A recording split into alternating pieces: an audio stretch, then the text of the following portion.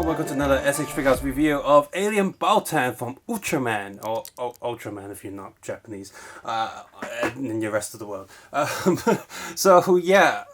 don't watch Ultraman, and the only reason why I picked up the SH Figuarts Ultraman before because that's the original Ultraman, and I think it will do great with crossovers with Kamen Rider, Sentai, Gavan, Gundam, and all that. Same reason why I bought this, because this is the main villain. This is like the #1 villain from Ultraman. Like, people who don't even watch Ultraman has probably seen him, because he's like the first ever and pretty powerful enemy in Ultraman. So that's why I picked him up. I didn't pick him up right away. I did wait till a while, hoping for the price to drop down, and kinda didn't. Oh well. So here he is in a smaller style SH Figuarts box that you see quite often these days with the general Ultraman style boxing. So Ultraman was originally a different line. It was Ultra Act, and they tend to be a little bit taller than SH Figuarts. I think they never did release this guy under Ultra Act. Meaning that if you have been collecting Ultra Act and you decide to pick this guy up, his scale is probably not that accurate to your figures. And that's probably very irritating. Well, good thing I never watch Ultraman, that's why I never collect that stuff. So, oh well. Lucky me! But that is a thing. Back of the box shows his movement and molding. And no features about accessories. Why? Because that's it. That's ridiculous. Imagine if it was released under the old style, bigger boxes. So inside the box there is a silver backing card, and behind that silver backing card, there's an instruction sheet. Because, yeah. So what's this say? This says apparently the hinge doesn't go back. Oh, don't push it too far back. So it's not really instructions, it's more warnings. And apparently this was Sinjin's stock, so there's a certificate card for that. Which I never win anything, so I'm not going to do it. Oh, well, let's open this guy up. Oh, that was pretty quick. It's got a lot of plastic stuff on him, so we moved that, let's see. Plastic sheets. I might as well do this on video since there's not much else to this guy. Does this come off? Yeah, come on. I'm supposed to rip these sheets off. Come on. Let's see.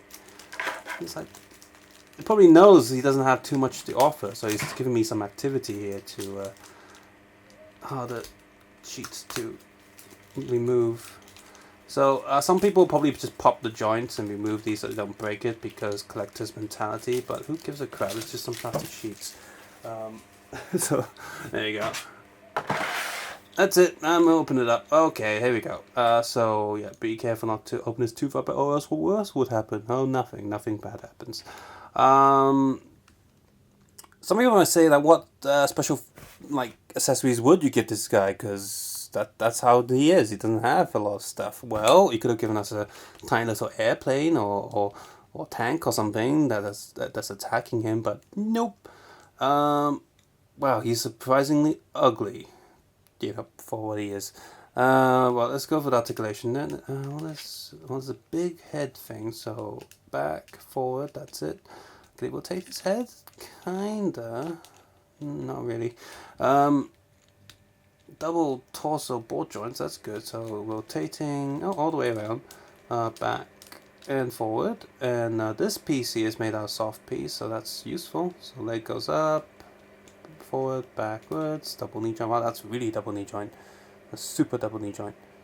Well, he's an alien after all.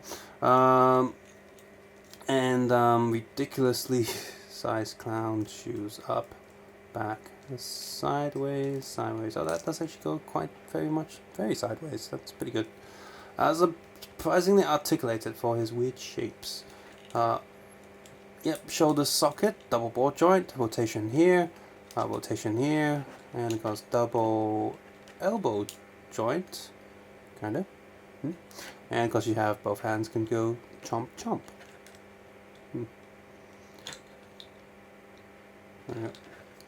And inside there's just some sort of peg. Yeah, what's up with his shoes? He's got is he meant to be like Iranian, like Arabia? Because he's a clown or something like that. I don't know what's going on with him. Egyptian, maybe? I don't know. Color's pretty good. Details are painted on very nicely. Like, as a figure on his own, if he wasn't that expensive for what he is, he's actually a very nicely done figure. I wish these bits were soft too, but they're not, so they do get in the way.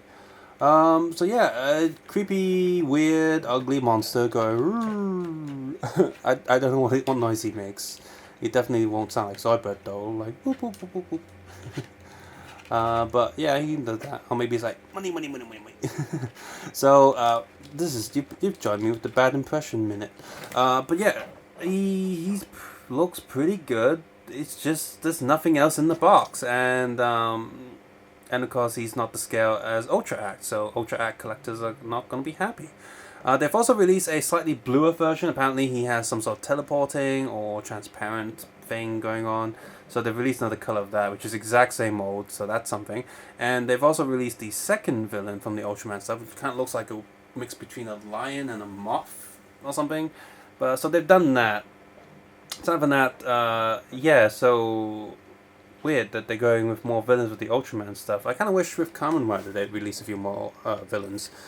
They did release like Shadow Moon, of course, because he's super popular, and Apollo Geist, but he's super rare, so that's annoying, expensive.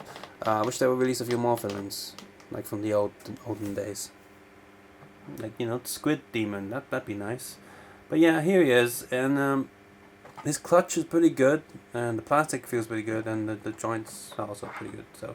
all in all, if you want one of these monsters, this is the best way to get him. The most articulated and most detailed version. And if you did pick up the anniversary edition of the SH Figuarts Ultraman, then this is pretty much a no-brainer. You need some villains for Ultraman to fight, and there you go. So there he is. Jump, jump.